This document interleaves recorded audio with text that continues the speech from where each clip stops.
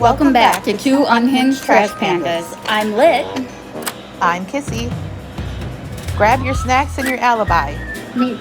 Things are about to get messy.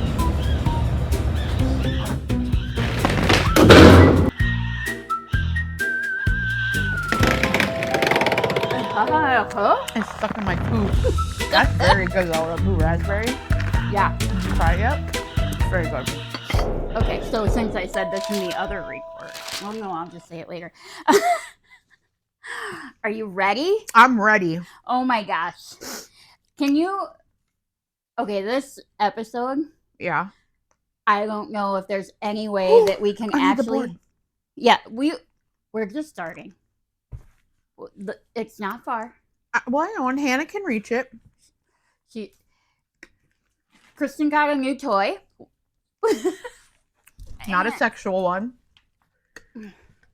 Oh, somebody's thinking about something. you want your markers too? Yep. Did you see all the new markers I got? Now do I have all the office supplies? No.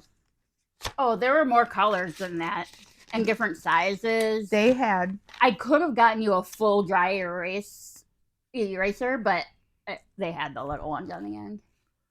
They had a Sharpie container that had all the way across. I've seen them where they're like in a circle. Ooh.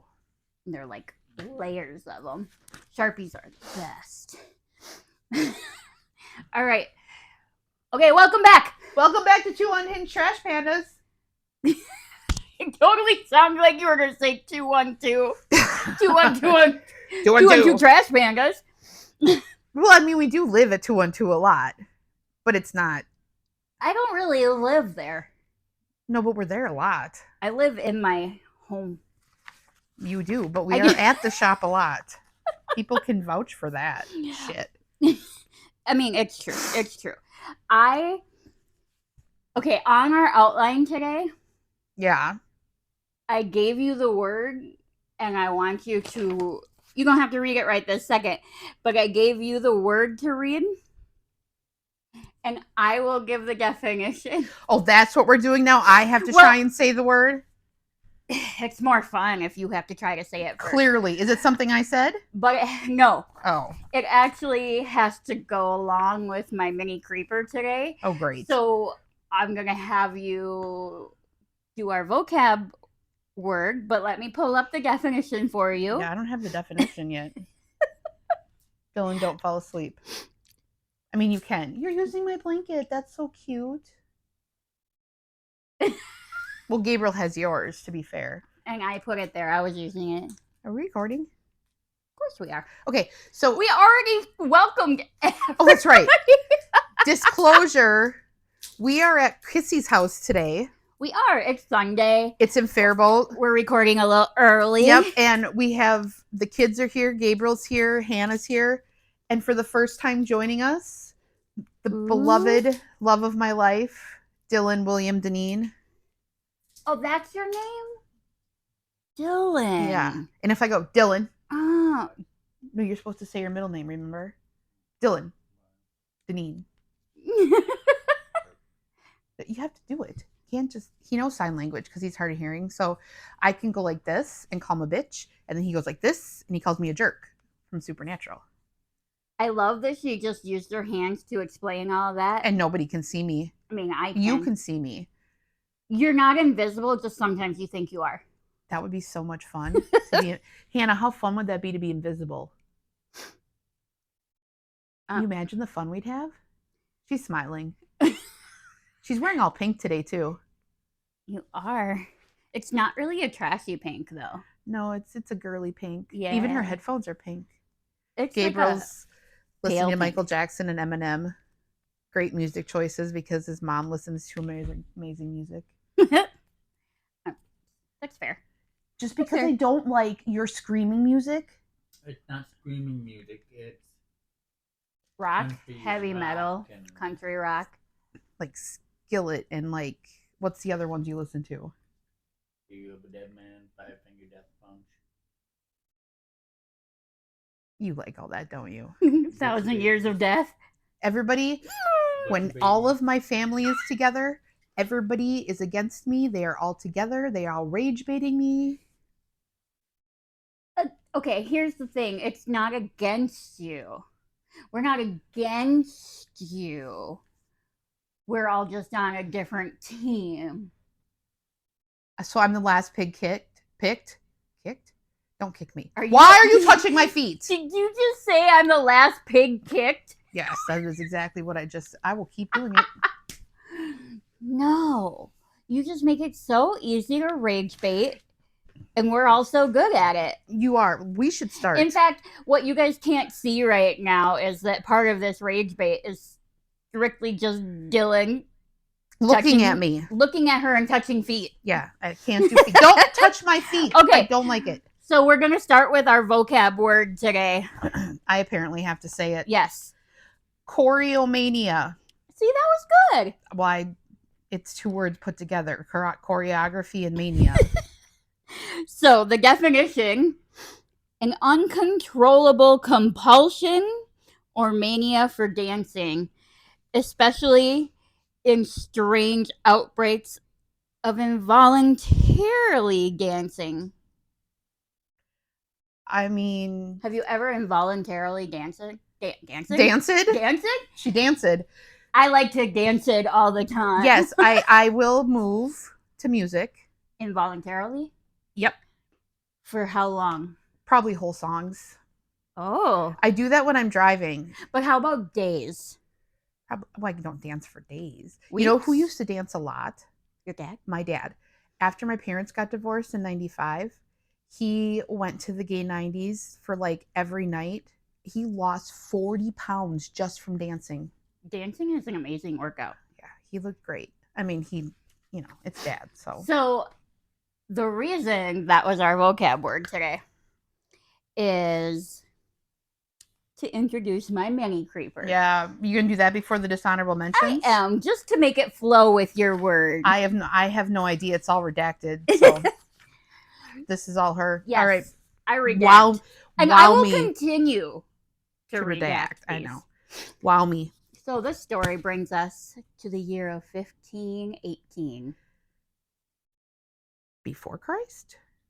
After Christ? I didn't fucking ask it if it was AC or BC. I'm just asking. Would have been That's more likely to ask if it was AC or DC. You made a funny. Yeah, I made a dad joke. It wasn't really funny. DC after AC? DC?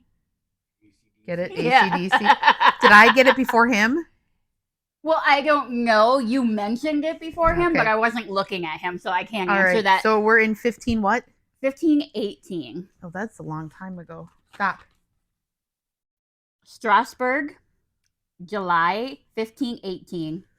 It's a hot summer. People are starving. And suddenly, one woman just starts to dance in the middle of the street. No music.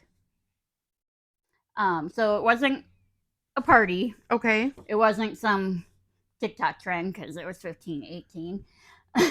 And she danced for days. Just dancing in the street? Just started dancing in the street. No music. Danced for days. No music. And then other people started joining her. So now there's tons of people just dancing in the street. And are they taking breaks? Or are they just straight up dancing? They are just dancing. How did they? And this is not some just made up story. This is a real historical event. I believe you. So within a week of her starting to dance, there were 30 people dancing.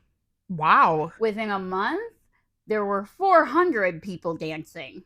That's a lot of people.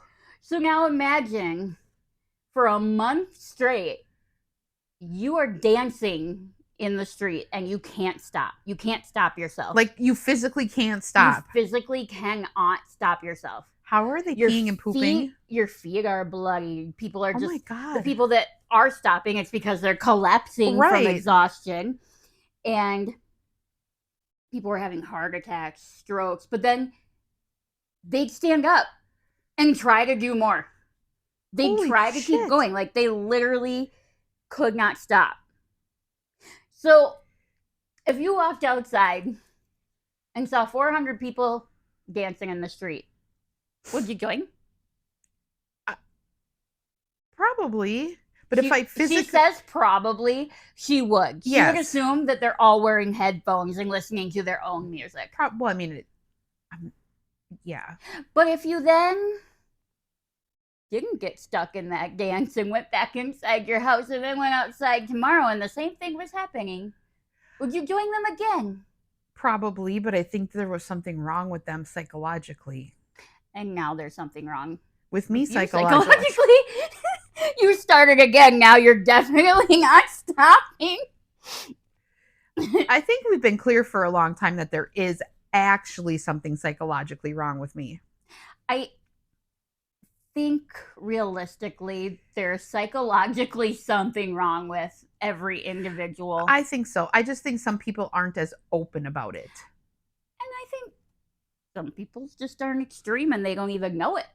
They don't even know that they have this issue. Or some people are literally in your face about it, but they're so unaware about their own mind and body that they don't even know it. Or they think it's fake. Yeah. I've come across a lot of people. Yeah, I have one person that really would, that so, side point. Anxiety, mental health, these are real issues. And this situation here with the dancing plague kind of proves it. Like, who just goes out and starts dancing for a month? Who does that? Would you do that? No, you wouldn't. You'd stay in the house. They decided, the authorities decided that all these people that were dancing just had hot blood. They needed to burn this energy off or something. For a month? So they built them a stage.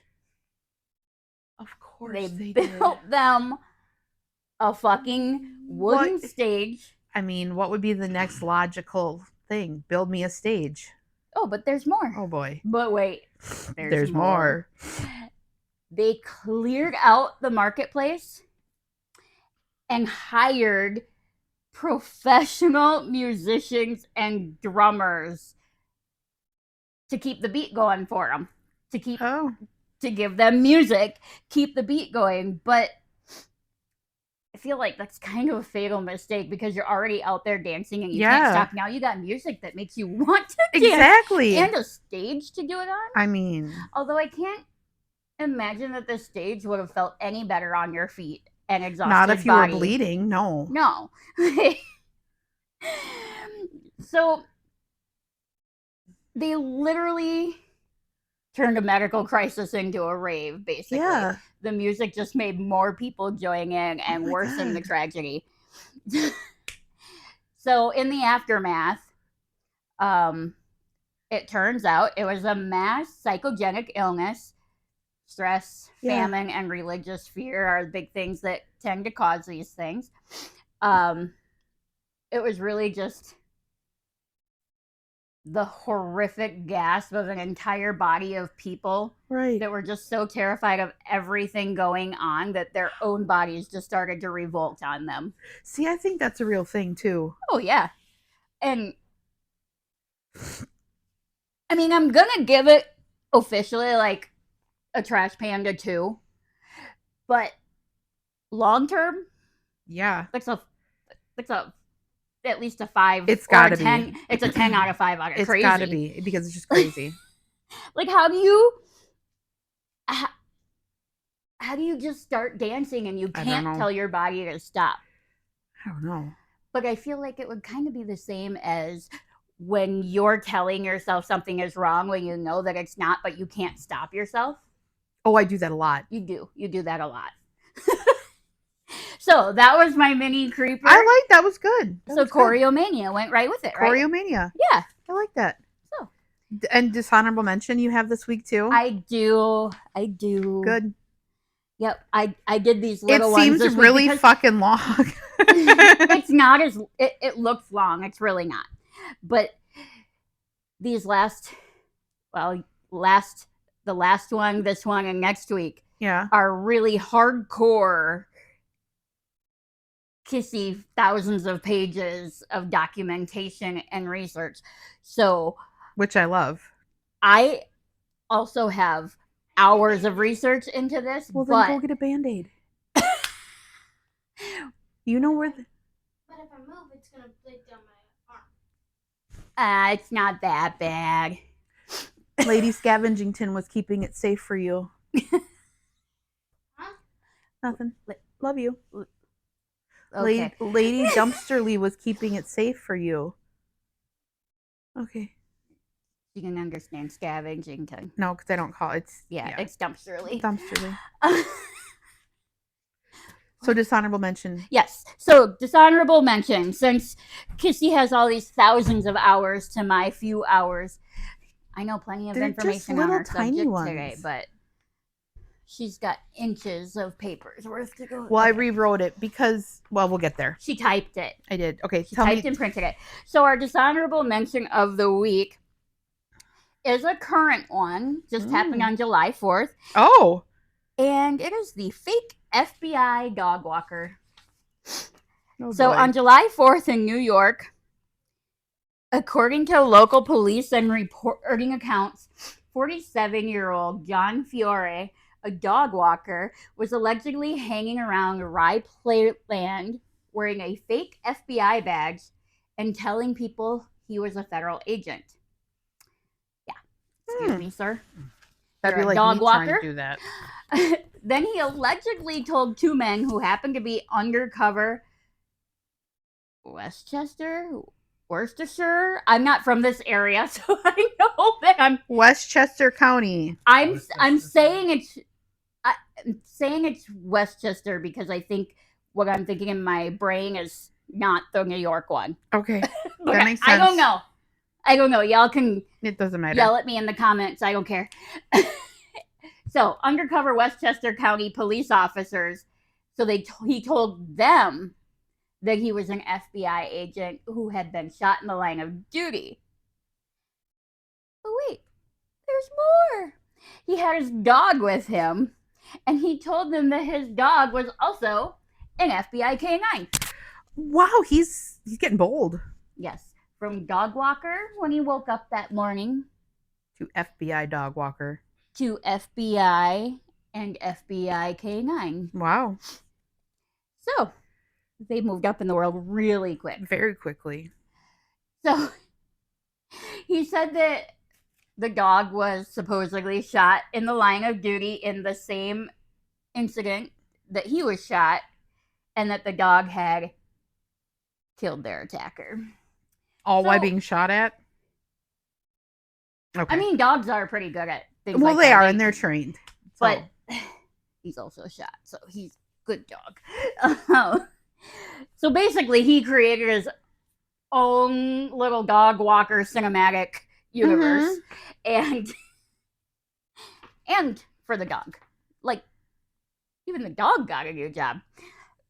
So the undercover cops were just like, yeah, fucker, you're definitely lying.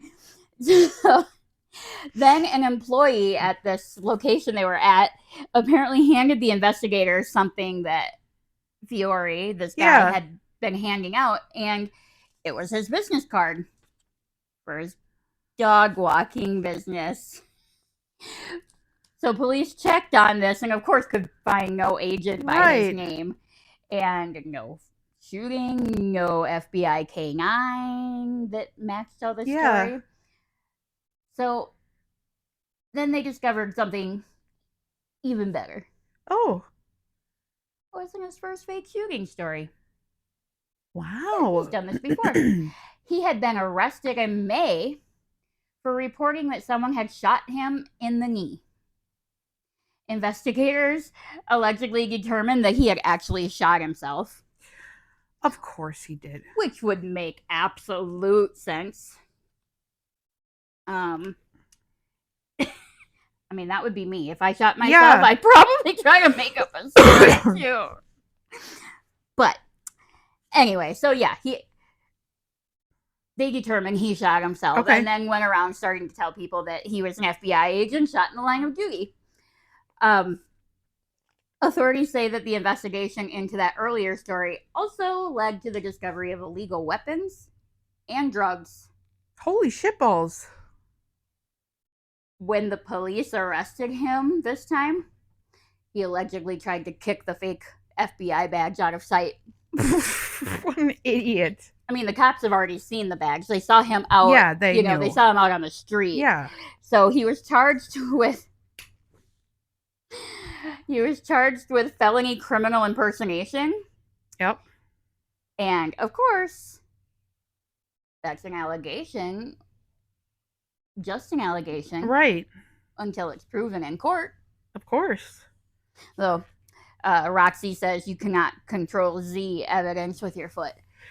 Control Z is what you use on a Mac to delete lines of text all at once. Okay. So, you're welcome. So, yeah. He decided it wasn't exciting enough to be a dog walker. So, he's an FBI dog walker. So, I say this is definitely a 5 out of 5. This guy What happened to the moron. dog? Huh? What happened to the dog? Well, he's still a dog. I know, but did somebody take him? Well, he was a trained FBI dog. The police probably took him. Probably not. So, dishonorable mention of the week, John Fiore, the FBI dog walker. That's crazy. Or as I like to call this story, Federal Bureau of Idiocy Edition. Yeah, that works too. Jesus. People will really do just about anything. They really will. So now I think, do you have a missing person this week? Or do you have don't. You have too many that you have to focus on here? I have so much stuff. So and I've gotten so involved in this one. Listen, Linda. The other day, I was working at 212, and I get a text message from Kissy that says, this show is making it difficult for me to do my research. She was watching a documentary on our subject. I just couldn't bring myself to do my notes whilst watching it because I didn't want to miss anything. Yeah, and I'm just like, the show is your research. And I've watched it twice now because I watched it by myself, but then I made Dylan watch it too. So. And I watched it. I actually watched it twice, but for some reason I keep missing the ending. Well, you know the ending. I know, but it's like I keep nodding off right at the end. Yeah. And the funny thing is, I also listen to the audiobook. If you like audiobooks, everybody, read or listen to American Predator. Mm. That's a good title. It is, and it's a true story. It's it is about this case. Mm-hmm. But it's kind of read to you, or at least the audiobook. I would guess the physical book too. Yeah. But it's kind of read to you as though it's a story rather than just telling us the case. And I kind of liked it. It felt like a combination of a novel, right, and a biography. I like that. Yeah, it was kind of neat. So our case today is. Yeah. Well, I want to float a question. Okay, float. So here's my question. How many people have you walked by that are living a double life? I feel like everybody. Well, but not the kind of double life you're talking about. We are talking about Israel Keys today. And I want to preface this with, if you've watched Criminal Minds, yes, this is going to start sounding familiar to you. The current Criminal Minds, Evolution. Current seasons, yes. Evolution. This is going to sound eerily close. So, Israel Keys was born January 7th, and his parents were members of many different Protestant religions. What year was he born? 1978. Oh, okay. Yeah. Not, yeah. He was just born on January 7th of every year. Right. His siblings were homeschooled. Born again! Yeah. Sorry. Continue. Anyways, and isolated away from society. His family lived in a one-room cabin. The children often slept in tents and were made to hunt for their own food. There was no running water or electricity. His parents joined a church called the Christian Israel Covenant Church. That sounds like a cult. It was described as almost militia-like, and they had a deep Christian ideology. Deep. A church. So yeah. This sounds a little like a Waco situation. Kind of. So Israel is ostracized by these other kids. He's known to hunt anything. That's a new word. Sorry. I know. Sorry. One child who was interviewed stated that Keys made his skin crawl. And this is just him as a kid. You wonder if any of that had to do with like the entire family dynamic, or do you think it was just what he portrayed? No, like, I think a lot of it had to do with that, but I think it was a lot of him too. Yeah, because I mean, like, you know, like when people walk into a room, you and I generally just get this weird feeling. Yeah. Or awesome feeling. It all depends on the situation. But it is. Yeah, sometimes people just put off this air that you can't help but just... I know. So by the time he's 14, he's starting fires. He's breaking into homes. He was arrested for shoplifting in 1994 and given community service. From 1995 to 1997, Israel started keeping a book of his biblical and daily sins. Oh. Yeah. How many books did this end up being? I know. It was during that time that his family moved to Maine. His mother kept the children very secluded because she felt like the current fun things to do went against God and what God wanted. Sounds eerily familiar, doesn't it? So, against their God. Yes. I'm putting quotes in the air you guys can't see. It was Keys actually renounced his family during that time. Because he couldn't fucking do anything. Well, no, he couldn't. He was literally stuck. Can you imagine being that psychotic and you can't barely leave your house? And he was. Like, his sister had a cat, and the cat kept getting into the garbage. And Keys told his sister, if it gets into the garbage one more time, I'm going to kill it. Well, guess what? Dead cat. Damn cat went back into the garbage. He tied it to a tree so its belly was showing. He shot it in the belly. And then he says, and these were his words, the cat ran around the tree for a couple times and then just died. There were other kids with him that were puking because of it. His sister was inconsolable. So this is the behavior, I'm guessing, that caused him to start being a loner. Correct. Yes. Yeah. Wow. So by the time of the summer of 97 and 98, he's already sexually assaulted a teenage girl.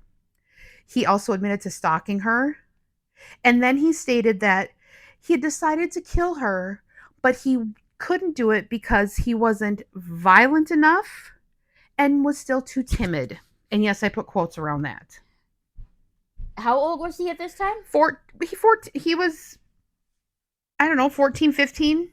So basically he was mentally violent enough, but physically he wasn't ready. Correct. Okay. But he was having all kinds of weird sexual fantasies.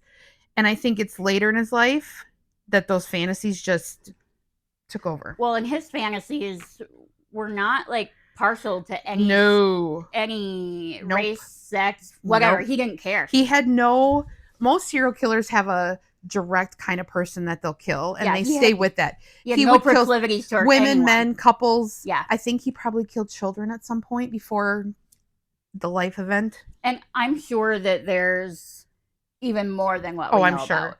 I should also note that Keys has no social security number. Ever? So my next part, he joined the military in April of 98. How? I have no idea. He enlists. They bring him on. They say he's a model soldier. The loud one, really? I like it.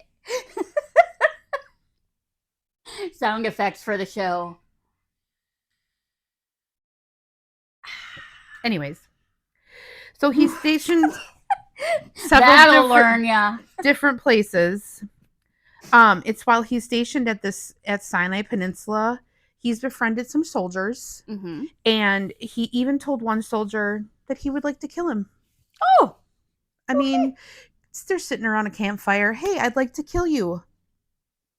Anyways, he was honorably discharged July 8th, 2001. I still am baffled as how he got in. I'm baffled just because you said the social security number thing. I know. So is Israel Keys his real name? Or do we not know anything about this guy and he just made this whole Israel Keys persona up? Persona? I mean...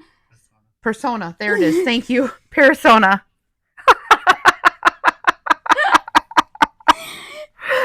Oh my God. I guess what I'm wondering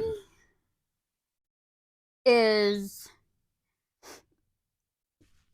if that wasn't who he really is, don't you think that the FBI would have had that? I would think so.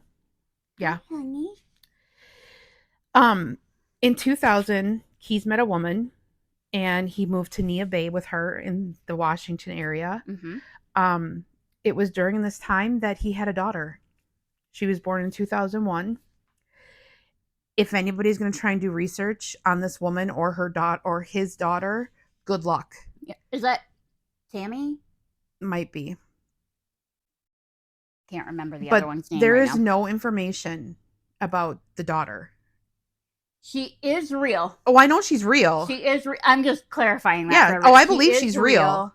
Honestly, she was one of the only things that he actually cared about in his life, other than his obsessions.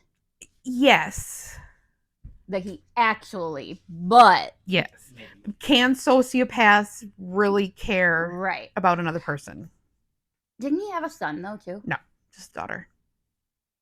I don't know if it was in the book I was listening to or something else, but there was something that said maybe it wasn't his son, maybe it wasn't X's son. Yeah, he didn't have. He just had the daughter. He didn't want to leave at first because he was basically spending all his time with the son while the mom was out doing all these drugs. I'd be curious where you saw that because I haven't seen anything about a son. I don't think it was his. I think it was hers. Yeah, because it's not his. I think it was hers, but he's the one who spent all the time with her because she was just a drug addict. Okay. And eventually, he met the girl that he wanted to move to Alaska with and eventually left them. Yes. So there was a boy. I'm going to have to go back and listen. Yeah, you're going to have to because I haven't seen anything anywhere about it. It wasn't his. It was just somebody else's that he... Yeah, do that. I'd like to know. Yeah. So it's during this time that Keys is leading two very different lives. In 1997, he moved to Alaska, but he started a construction company. He's known to be reliable, good at his job. He's being a great dad to his kid. He took his daughter and girlfriend on vacations during this whole time that he's leading this double life as a methodical, sadistic serial killer. He was traveling thousands of miles to kill and plant these kill kits across the U.S. And during that time when he would be killing, there's gaps where he's completely off the grid. You have no idea where this man is because he would drive into a city, rent a car, and drive thousands of miles to kill somebody. So you don't really know where he is. He always used cash. He never used his cell phone. I mean, he's just completely gone. And during that time, he was not only killing, but he's robbing banks and he's starting fires. So Keys is not only a serial killer, but he's a bank robber and an arsonist. Which I think when it comes to serial killer, that kind of triad, that's just fucked up. Yeah. And just messed up. So Keys is living by, I'm going to say rules, but there's no it's not like Gibbs's rules from NCIS where you're going to get a list. They were things that he personally believed and did that were his rules. And his number one rule never kill where I live. Mm-hmm. Well, guess what? February 1st, 2012, he went against his number one rule and he kidnapped Samantha Koenig from a very small coffee shop. She was working the closing shift.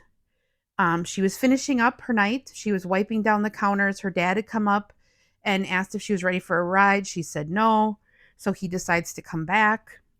When a customer comes up to the window and she's seen on the surveillance cameras, she's told to turn the lights off.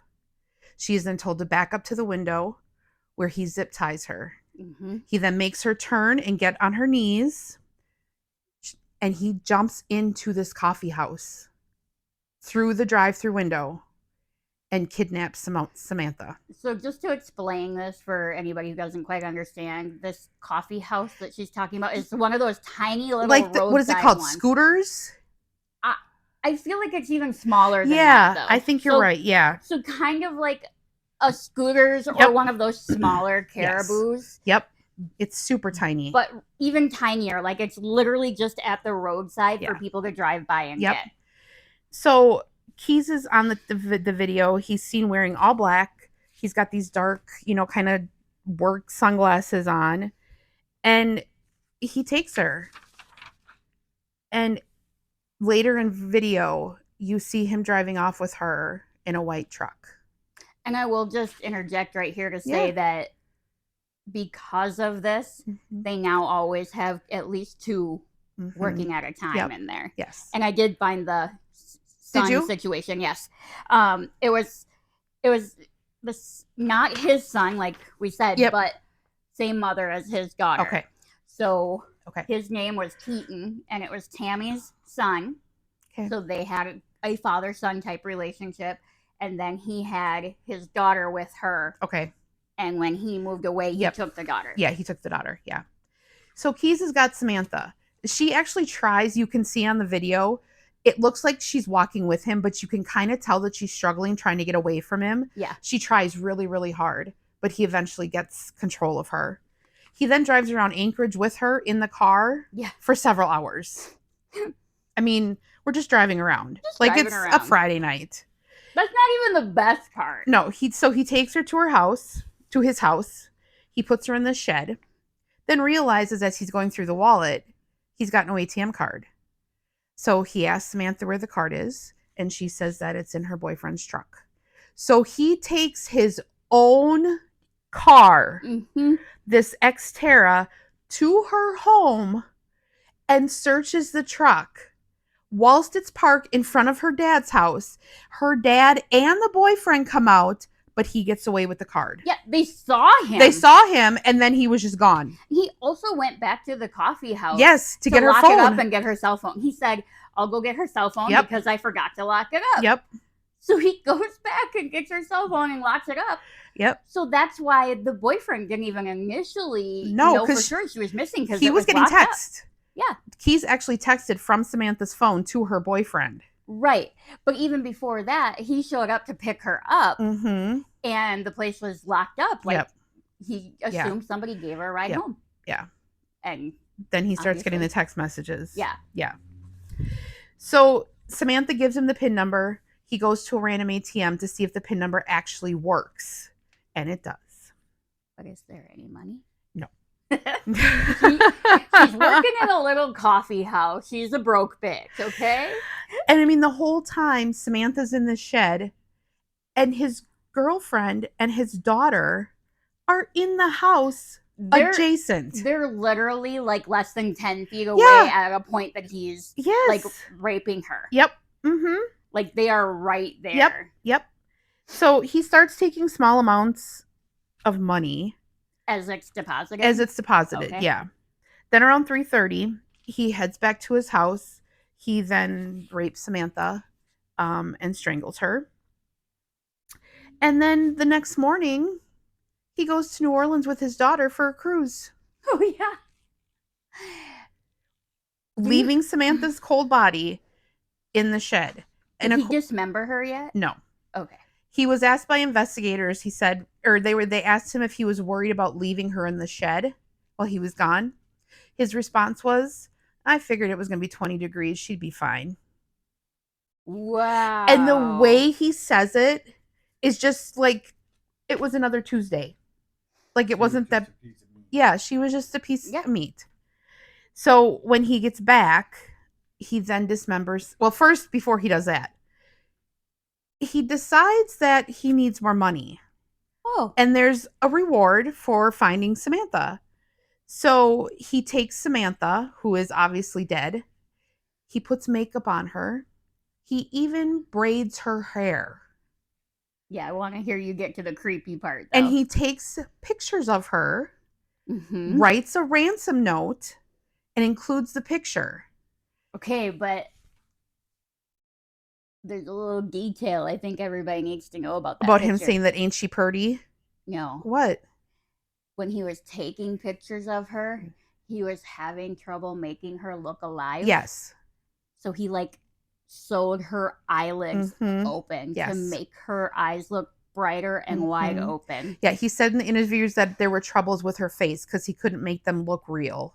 Yeah. Well, clearly she's dead, you asshole. Yeah, he was trying to make her look alive in a photo after he had already killed her so that he could get this money. Right. And the funny thing to me about that is, why was he so concerned about that? How did he get his money before to be doing all this travel? Well, I'm sure he was taking ATMs before. Yeah. The FBI or local, they just weren't on his trail yet. But he was also working. Cruises. He was traveling. Right, he was across working the at the time country. too. So he was bringing in money. He owned his own contract. Yeah, he had his own contracting business. He was also robbing banks. Right.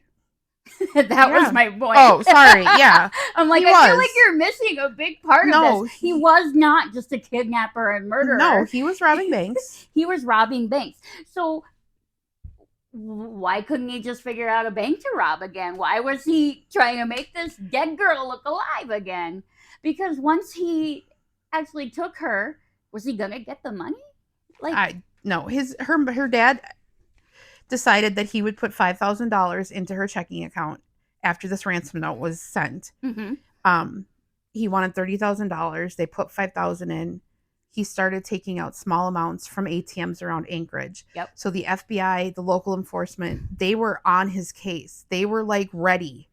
So he goes to an ATM. He uses it. They are literally minutes behind him. And they miss him. Minutes. And all this while, he has dismembered Samantha's body. He has been making trips up to Lake Manatuska. I think it's yeah, close enough. He cut a fishing hole, put up a fishing tent so it looked like it was just another ice fishing hole, and dropped her body into the lake. Matanuska. Yep. So, and then after the missed apprehension, the case went cold. Of course I did. The ATM went quiet. There was nothing. And then on March 7th, and I'm going to look at our map. Ooh, your new map? I have a very pretty laminated map. It is created with the help of AI, so everything is not spelled correctly, but it's entertaining. So Mr. Keys flies from Alaska to he flies to Arizona. It was a further trip than that. Right. Alaska's supposed to be up there, but it doesn't fit. Anyways, so he's in Wilcox, and he uses Samantha's ATM. And the FBI in Anchorage are just like, what the fuck just happened? How long after the last time he used it in Anchorage was this? It didn't really say. So it didn't say. Well, it was at least a month. It was at least a month, yeah. At least February to March, I think. So the FBI start tracking him. On March 8th, he has now moved from Arizona to Lordsburg, New Mexico. So we're moving east. Now, next, we're in Texas, in Shepherd, Texas. Now, by this time, the FBI has contacted Arizona, New Mexico, and now Texas, saying, we are following this guy. This is what we're looking for. They had seen from one of the surveillance cameras that he was driving a white Ford Focus, which they realized was a rental car. So a bolo was put out on the car. But they were also freaked out Yes. that the local police would fuck it up. Yeah, they were. And against the police there. I don't know there. But if you're already a higher agency after a sociopath, it's hard to send somebody out from just a regular local office who doesn't have that training that you do in psychopaths. So I would have been nervous too. Right. And he's so smart. Oh, he's intelligent. Very. I agree with you. Genius. Yeah. Literally. So on March 13th, a Texas Ranger is told about this white Ford Focus that they're looking for. He decides to go out and just do a drive through this small town called Lufkin, Texas. Mm-hmm. And what does he see coming at him but a white Ford Focus? Yep. So he flips a Yui and starts following Keys. I think because this is a Minnesota podcast, you should probably say whipped a shitty. He whipped a shitty. Yeah. If I have to say pop. You have yeah. So he contacts his supervisor and they're like, don't lose the car. So he doesn't.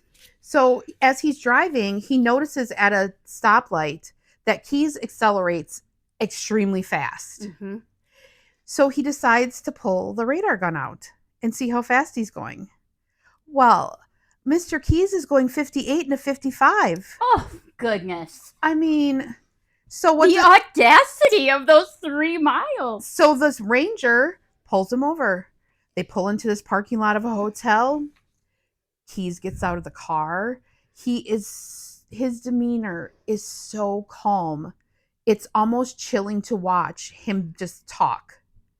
Because even if you know you didn't do anything wrong, we are all nervous when a cop pulls us over. Of course. Yeah. Right, because if it's just going to be your taillight is broken or out or something, they're just going to tell you. Yeah. They're not going to ask you to step out. Sometimes they might ask you to step out and show you, but they'll have already told you why. Right. And can I just say, Texas Rangers in general, do they ever even need more than one at a time? They are ass kickers. They are amazing. I don't know what kind of different training that they I don't know either. Like, did they all get trained by Chuck Norris? Maybe. I don't know. Walker, Texas Ranger. So the ranger goes up to the car. Keys comes out, gives him his driver's license. The ranger notices it's from Alaska. Mm-hmm. And so he just generally says to him, he says, yeah, we're looking for a guy from Alaska who's been just traveling. And Keys is like, well, yeah, I'm from Alaska. You know, I mean, he wasn't lying. Yeah. So the FBI shows up, and due to a specific law in Texas, you can do a warrantless search on a car. Ooh. But I mean, that sounds awesome. It's a Texas thing. Yeah. I just feel like it could get shady in another. Right. But if they didn't look in his car, so they open the car. The FBI is there by now. Okay. In the car itself, they find white tennis shoes that look exactly like the tennis shoes the man from the videos at the ATMs are wearing. Okay. So we've got these white shoes. In the car is also Samantha's identification, her cell phone, her ATM card, a gun. And then when they open the trunk, they begin to find the same costume or disguise that the guy who's robbing ATMs, basically, because he's taking somebody else's money, and also this bank robbery in Texas, they find all that in the trunk. Just like robbing banks.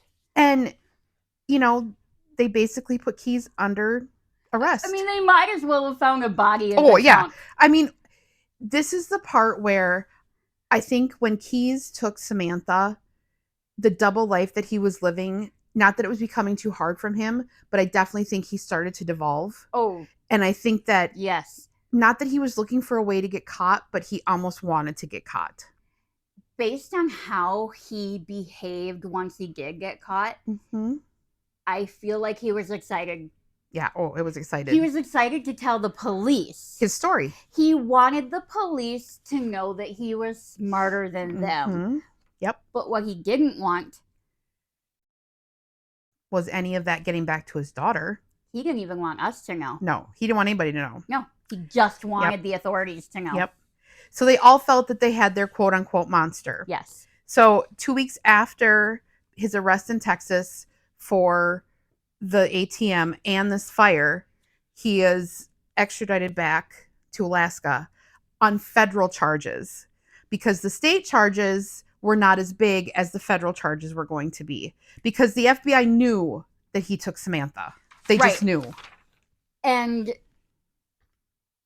I mean, all this travel that he did with somebody else's, clearly the crime, whether she crossed borders, at least the crime did. Yep. So Keys is arrested. He's in jail. So we're going to take a little break here. I'm going to talk about kill kits for a little bit. Yes. So this is where you'll notice it compares to Criminal Minds. So this is where they got it from, right? So Keys has buried these kill kits all across the country. We have no idea how many there are. He has only told the FBI about 2 for sure locations. And the police used the one that they found in New York as their, what's the word I'm looking for? Their example as to what was in these kill kits. Like their prototype. Right. So the FBI narrowed down that Keys was putting kits. They believe he put kits in Alaska, Wyoming, and Washington for sure. And let me just, again, interject here. Yeah. Also, I just like to say interject. Why is that fun? I don't know. Kissy is pressing. Yeah. That we need to go to Fargo? Yep. Or Grand Forks? No, Grand Forks. Grand Forks, North Dakota. Because he flew in. And that she's pushing, she's gonna find a Well, he was in Grand Forks for 5 days off the grid. So something happened. Yes. Anyways. But during this time, he's also traveled abroad. He's been in British Columbia, Belize, and Mexico. He also lived in Washington State from 2001 to March of 2007. And it's believed that there's kits there, but there's also belief that he has disposed several bodies there. He then traveled from Washington to Canada and on to Alaska. And he drove the whole way. So somebody with his urge, there's dead bodies along that way. There's definitely. But even if there isn't dead bodies, I'm sure there's more kill kits. Oh, there is. Yeah. So the contents of the kill kits were either used for one of 2 reasons. He used the contents to commit a murder, or he used them to dispose of evidence after the murder. So in each kitch, that was good. It is believed that each kit is a 5-gallon bucket, like the ones you get from Home Depot. Yeah, all the pictures of them show them as being orange. Yes. Like they're bright orange. Yeah, they are. And in each one, there was a .22 caliber Ruger, empty magazines, ammunition, silencers. He made homemade brass catchers to catch the casings from the bullets as he was shooting somebody. Fasteners, wires, flashlights, basic tools. And like Drano or something. Yes, right? There was Drano to accelerate decomposition, and also cash from the bank robberies to avoid using credit cards. So that's probably why he needed money, because he was storing that cash in the kill kit. So he had to get to them to get it. He buried them in like secluded wooded areas, often near water, that he had scouted well in advance. Like I'm pretty sure he can tell you where every single one of these kits is. He knows. Maybe instead of North Dakota, maybe his kill kit that you think he left in that area is up by where Josh Duhamel moved to. Maybe. I don't know. Because isn't he like on the border area? I think so. Somewhere? Yeah. So, I mean, but there's no master list of like Okay. where he buried these kids. They were all entirely in his head. So,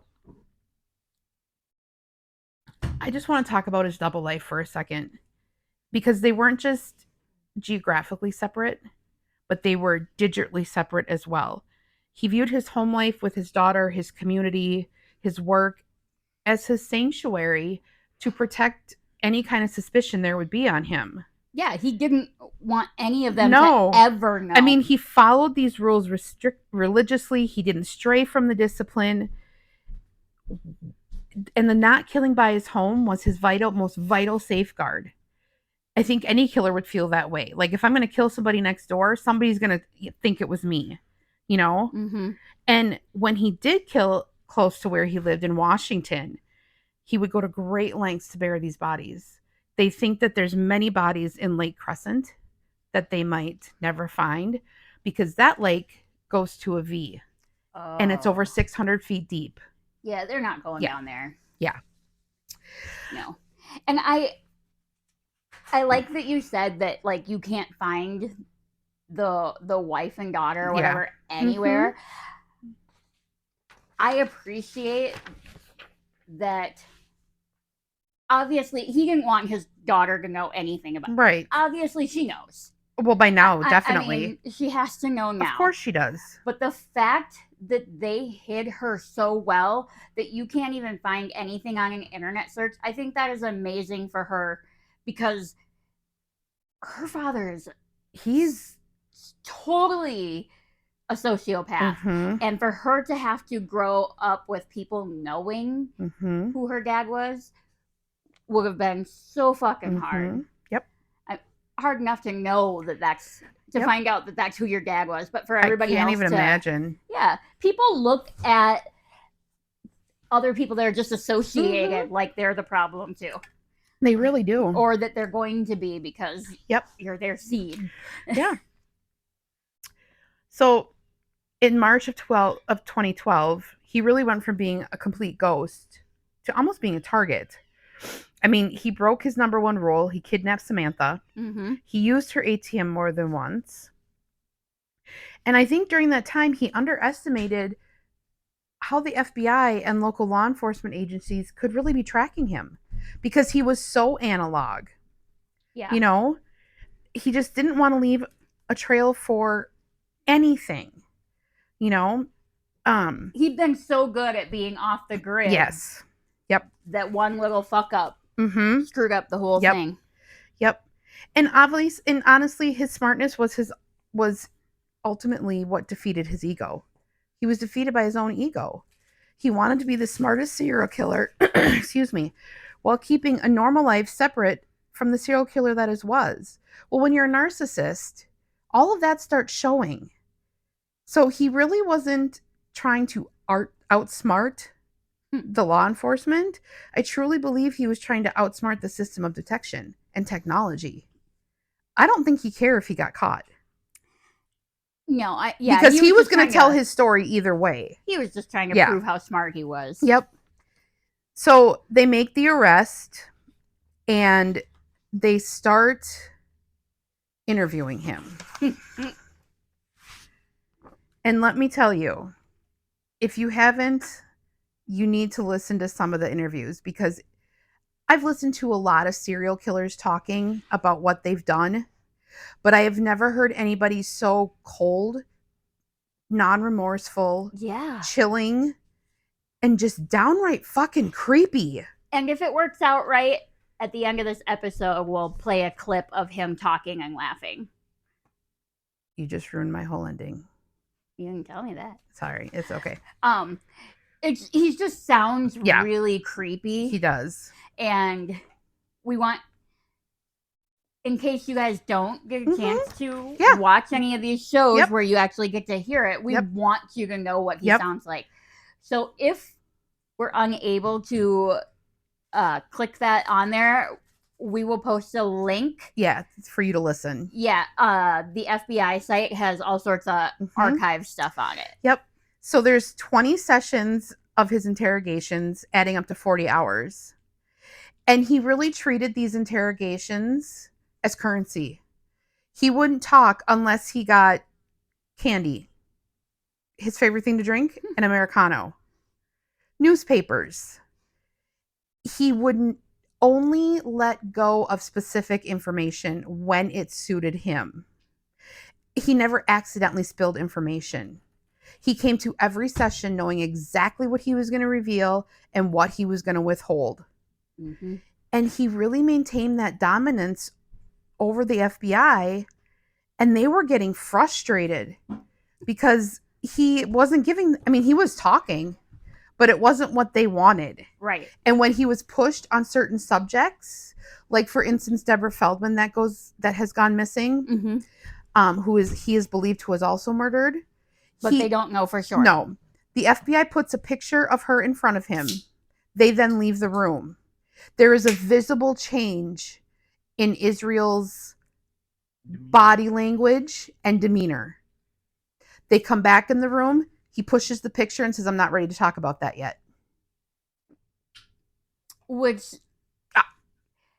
either is saying, yes, that's me, but I don't want to talk about it. That's not what we're here for. Yeah. Or I'm trying to make you think it's me to put you off track of whoever really did do it. Yep. And Keyes kept insisting that his victims were random. And that's challenged by the FBI's and the BAU's typical profiling. Most serial killers have a very specific type. Mm-hmm. Keyes would kill women, men, couples, and I believe at one point he was probably killing children around his 18 age. At least when he was younger. Yep. Yeah. And no preference. Yep. And he would have sex with all of them. Oh, yeah. The interviews revealed a man who was terrified of the media circus and the stigma it would cause for his daughter, like you were just saying. He didn't want to be figured out. He wanted to dictate the terms of his legacy, so on so. Yes. Which kept him very mysterious and terrifying. I mean, they didn't know what he was going to say. No, they didn't. They had no idea Nope. what he actually did. No. They had no idea of the extent of his horror. Yep. And they still don't. Yep. No. They still don't. No. So as he's being interviewed, we do find out about some more victims. 2 more, in fact. Mm-hmm. Bill and Lorraine Currier from Essex, Vermont. They went missing in June of 2011. He'd buried a kill kit near an abandoned farm in Vermont. And these police thought they were never going to solve this. So they got lucky, really. In June of 2011, he flew to Chicago. He rented a car and then drove to Vermont. He picked the Curriers at random. He broke into their house. He bound them and then brought them to a farmhouse. And he was very brazen about certain things because the abandoned house was across the street from a family of cops. So he's in this house murdering Bill because Bill breaks free. Right. So he just murders him because he says he's pissed off at him. Right. Okay.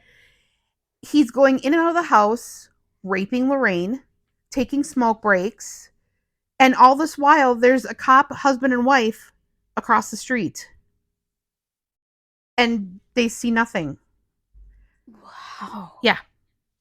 So he kills Lorraine and he puts their bodies in garbage bags, puts them in the basement of this abandoned farm, covers them up with debris, and he's back in Alaska with his kid. Yeah. And this was about 7 months before Samantha. Yep. And let's keep in mind, as far as we know, okay, this is 2011. He started in 96. I know. So the fact that they claim like 11 or 12, that's just a guesstimation based on a drawing. They don't have any clue. Right. The drawing can be Yeah. too. Yeah, like he drew 11 skulls. And so they think that there were 11 bodies or whatever. I think for a fact that he drew those in his own blood. He did. He did. Nobody's going to tell me that he didn't. He absolutely did. I have no doubt either. So as he's telling interrogators in 2012 about Bill and Lorraine, that farmhouse has now been excavated and completely demolished. Oh. But he tells them exactly where these bags should be. And lo and behold, the cops bring a canine. That canine goes straight to that spot. But they didn't find the bodies. What? No. Bill and Lorraine's bodies have never been found because after the house was demolished, anything that was there was taken to the local dump. Oh my gosh. So they probably were there. Yeah. So investigators start searching the dump. They search for days. It's now 2026. Bill and Lorraine's bodies still have not been found. And in the documentary, when they told Keys that they hadn't found the bodies, he's like, well, that's weird. It's just so matter of fact. I know. That's weird. I know. It's weird. You didn't find the bodies that led you right to. So those are the 3 murders he has admitted to. He has also admitted that his very first murder occurred in Washington State while he was stationed at Fort Lewis. He hinted the victim was a young woman whose body he disposed of in a river or lake. He also confessed to pulling a couple off a trail or campground and killing them and disposing their bodies in vehicles. Do you know if any of these actually lined up to people that went missing? They have not. They have not? No. Mm-mm. They have not matched up, or they haven't been confirmed? They haven't been confirmed. Okay. So they don't know for sure. Right. Okay. So there are a couple unsuspected murders that I want to go through because they believe that Keys probably did this. Okay. Deborah Feldman in New Jersey of 2009. Keys has been confirmed to be in the area and confessed to a murder on this trip, but he would not admit that it was Deborah. And they have never found Deborah or her body. And he said he wasn't ready to talk about her, which basically was like he was saying he did it, but... Yep. Lauren Spire from Bloomington, Indiana in June of 2011. Her disappearance was pretty high profile. Roxy's got to know that one. And Keys had rented a car, and where he was at the time put him in mileage distance of being able to drive there. Oh. Another big one was James Tidwell from Mount Pleasant, Texas. This would have been January of 2012. Tidwell vanished when Keys was in Texas burying caches and digging them up. Keys later asked the investigators very matter-of-factly, "Have you found anyone in Texas yet?" Wow. Yeah. And the other one I want to mention is Julie Harris. Her disappearance is from March 2nd of 1996. Oh. She was 12 years old. She was a double amputee. She lost her legs to meningitis when she was just 23 months old. Her remains were found in April of 97. Keys was 18 at the time and living in the same area with her. And according to one of Julie's friends, he asked for Julie's number because he thought she was cute. Oh. He was asked about this case, but he would neither admit or deny any involvement. The FBI believes that he has at least 11 victims that they know about for sure, but they can't pin them down or break them down. He was very meticulous. He enjoyed the power of withholding information. He explicitly told the agents during his interrogations about the murder victims that he was 2 different people and that no one in his life, including his family, knew the extent of what he had done. So that right there tells me we've got many more bodies out there. I also wonder if he is this far gone, sociopathic. Yeah. Like, do any of those extremes run in people's genes? Like, I don't know. It just makes you wonder what the rest of that family was like after what they grew up in. This is what he turned out to be. Yep. And they all grew up the same way. Yeah. You know, it wasn't like he was just treated that way by his family. It is believed that his father abused him, but I'm pretty sure there was a lot of abuse in that family, just the way they grew up. But he loved his mother. Oh, he loved his mother. Yeah. Which is super weird because she's a part of the problem too. So Keyes was very adamant in his interrogations that he wanted a quick trial, he wanted the death penalty, and he wanted a specific date. But initially, he didn't want the death penalty. I think what it was, though, was his lawyer was specifically a lawyer who did not want death penalty for anybody. Yeah. So he was a lawyer who specifically always went for life. Right. And he finally just said, fuck that, because he didn't want to sit through that. He wanted to just die. Yep. And there was, in October, there was a hearing. Keyes was obviously at the hearing. He also tried to escape. Yeah. He was able to take apart part of his leg shackles and make it look like they were still intact when they really weren't. And all of a sudden, during this October 23rd, just what was like a simple guilty or not guilty thing turned into him jumping the wall barrier and getting tackled and tased by a U.S. Marshal. Yeah. Because he was so brazen to think, he told them, if I have 1% chance of getting away, I'm going to take it. And he took his 1%. Well, he didn't get very far. The marshal that's in the documentary was the one that tased him and caught him. And it's like, you were running right towards him. You're not going to get very far. No. So Keyes begins realizing that he's not going to get a quick trial. He's not going to get the death penalty. And he's not going to get a death date. And he does the most cowardly thing, in my opinion. He killed himself. On December 2nd, 2012, Keyes was found in his cell with not only slit wrists, but he had tied a noose around his throat, tied the bed sheet to his foot, pushed on the wall, and strangled himself. So, in the book, they talk about this a lot because the fact that he was able to commit suicide was a big deal. It was. Not only because it was a razor blade, but because the guards had to be told multiple times to stop giving them to him. Yeah. He had taken a regular razor, like a cheap one. He took the blade out, and then he had kept a piece of tinfoil. And he put that back in the razor spot, so it looked like there was a blade there when he gave it back to the correctional officer. But it wasn't, of course. Yeah. So they had found these drawings of these 11 skulls done in his blood. One of them was a goat's head with an inverted pentagram. All of the skulls had upside down crosses on their foreheads. There was one skull in particular that at the bottom, it was written, "We are one."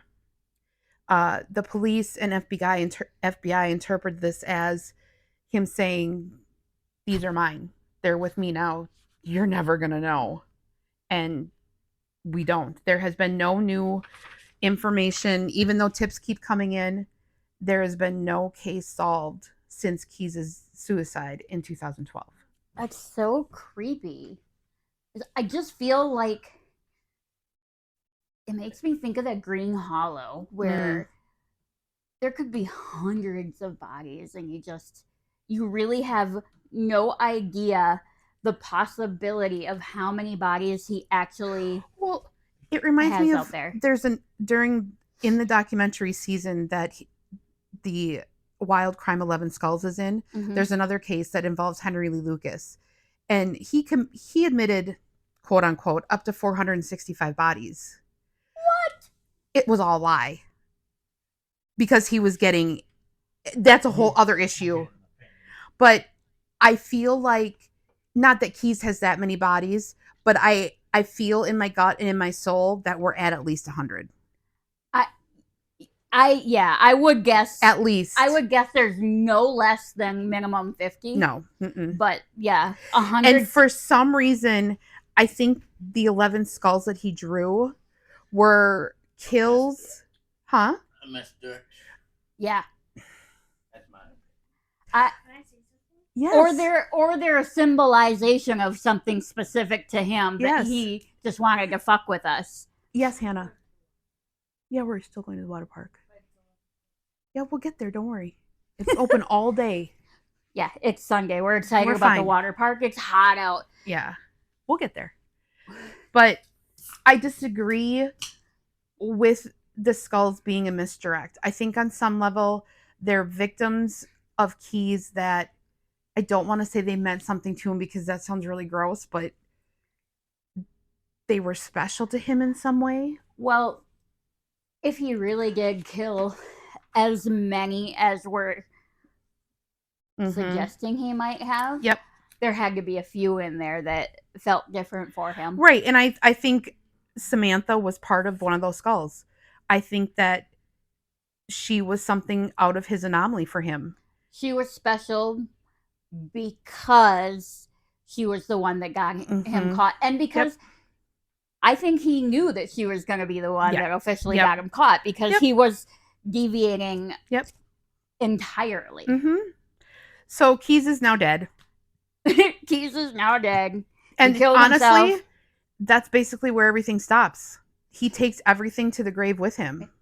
Just left us behind a blood-soaked ode to murder. And as I've said, my opinion, I think he was starting to devolve. Sorry. He might be dissolving now. I think he was becoming bored. And I just think he was making these little mistakes that were almost amateurish in nature. I feel like he was getting to the point where he was like ready to tell his story. Yes. Yep. Because he clearly wasn't devolving in a way that his brain was going. No. He was devolving in a way that he was just, like you said, doing all these little fuck-ups. Yep. But it's like he knew he was doing them. He did. Knew he shouldn't go after Samantha. Yeah, but he did. But he just said, I want her. I have to. I want her. He wanted her. And and he didn't care who was there. No. He hadn't stalked her. He didn't care who was at that coffee house. He knew it was going to be a young lady. He was going to take whoever was there no matter what. And unfortunately, Samantha was there. Apparently, in the summer times, these little coffee shops would make the girls wear bikinis while they were working. That doesn't surprise me. It's like Hooters for coffee. Yep. So the last thing I want to talk about is the laugh. And for those of you that know me, you know that I have been obsessed with serial killers and everything murderish for a very long time. That's why she likes me. I don't get I'm none of those things. No, not at all. I don't normally get, I don't want to say afraid, but I got this very weird feeling. His laugh is something that once you hear it, you don't unhear it. And he laughs in his interviews at the most inappropriate times. When you think about when he's laughing, if you've listened to the interrogations, there are times where he said something about a dead body and he just laughs and it's like, that's not appropriate. It's kind of like those of us with anxiety, when we're uncomfortable, we laugh. Yep. But instead of being uncomfortable, it's, hey, I just murdered this person. Yeah, exactly. So kind of the same.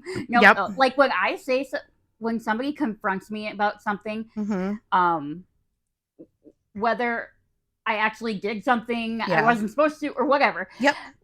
But when somebody confronts me, and especially if I haven't taken my meds yet, I immediately giggle. Like, yeah, I do the same thing. Like uncomfortable laugh. And his is like that, but without the uncomfort. It's just chilling. Yeah, it's just eerie. Yep. It's like he's literally just standing on your grave laughing at you at all of his victims. Like that's what it.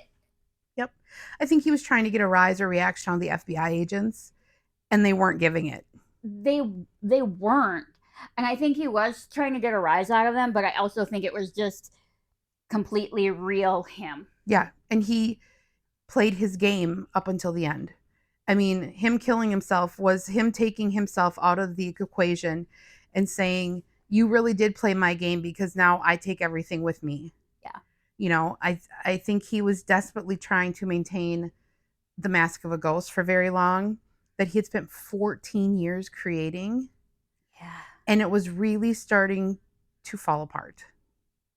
And I think he cared about his daughter, and that's probably the biggest reason why he didn't stop, but why it all ended.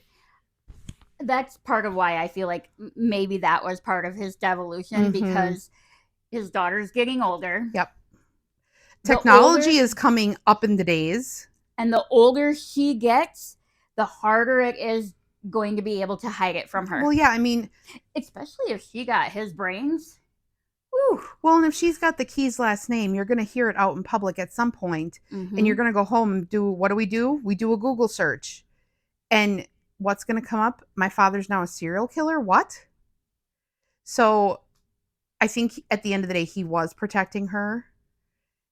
I don't know if he loved her. He's a sociopath. He's a psychopath. You don't know. I'd like to think that maybe on some level he did. Yeah.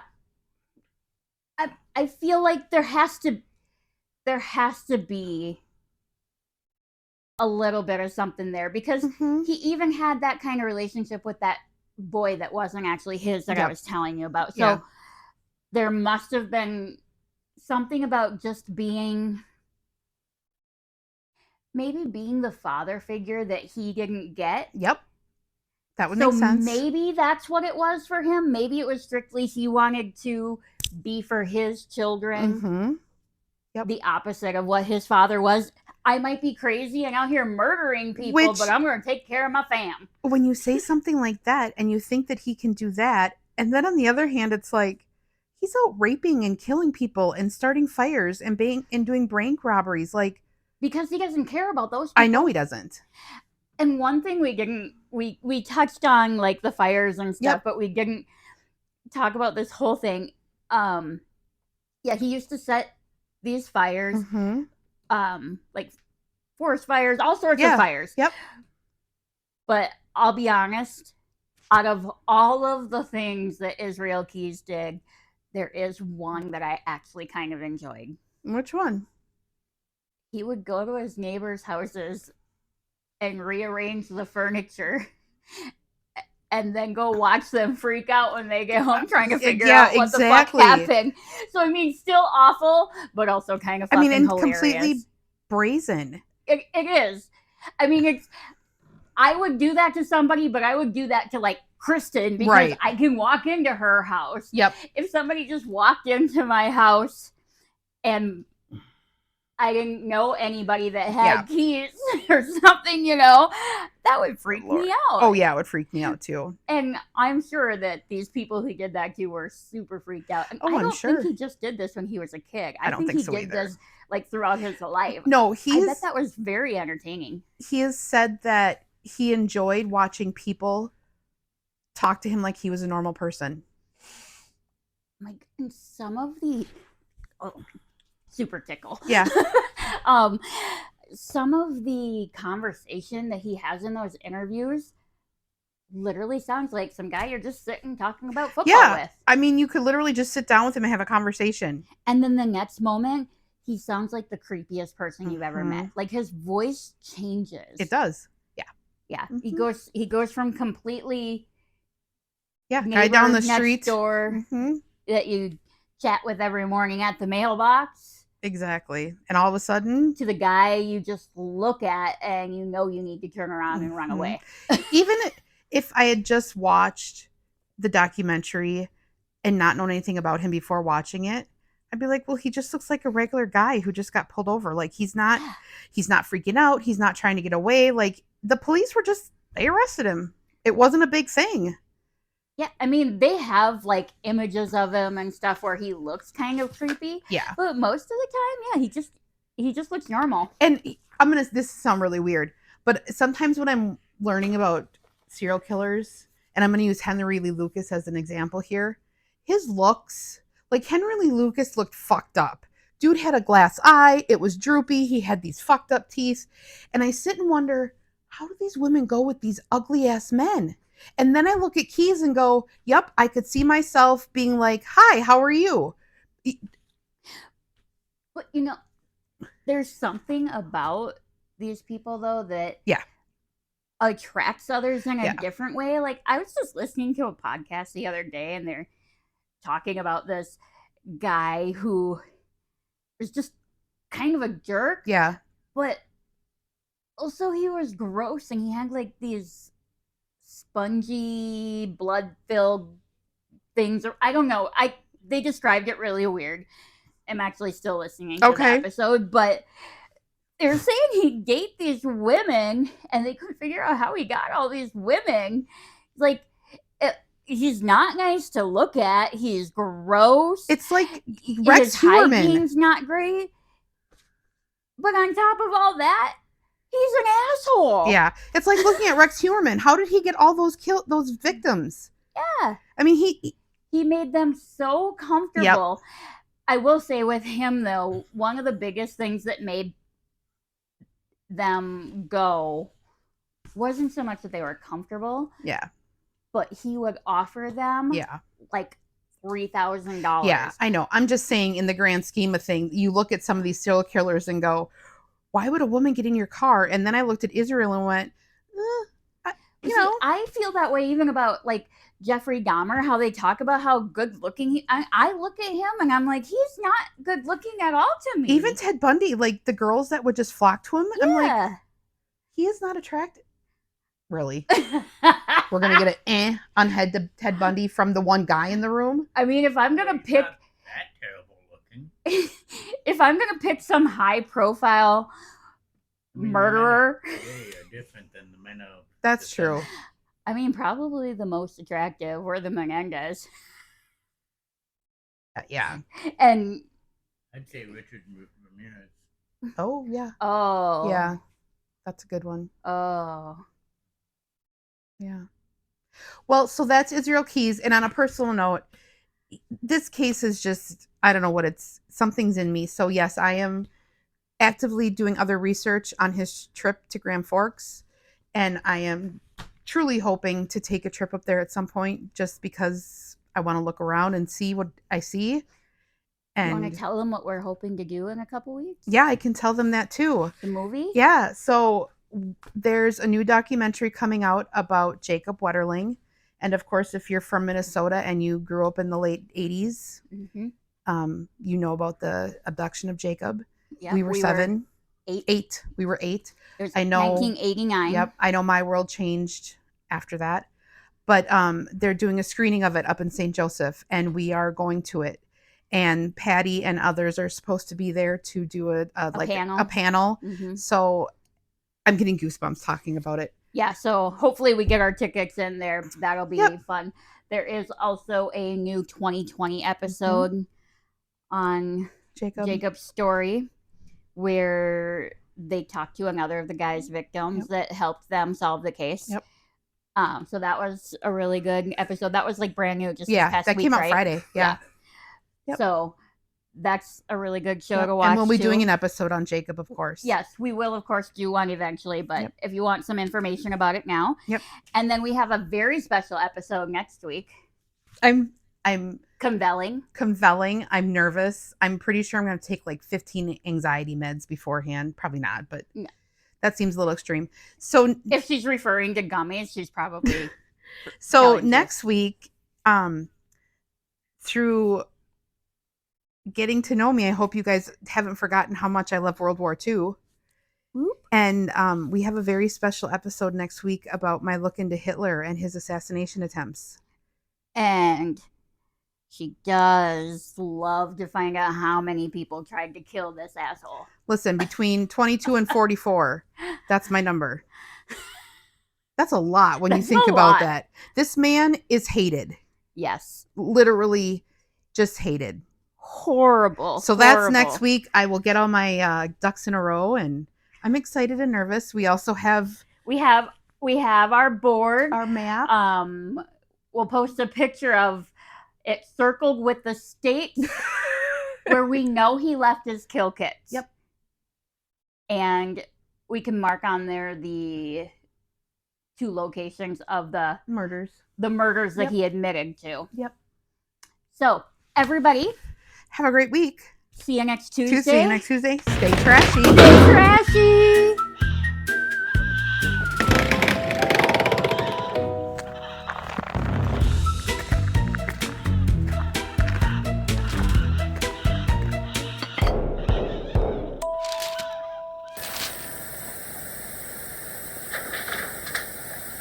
One of the lawyer sketches is.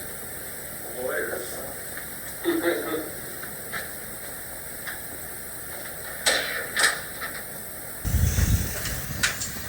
Didn't sleep much last night. No, not that. These are just good workout apparently. I had muscles sore this morning. I didn't even know I had. Really? Which muscles? That's a good thing you didn't get a full on.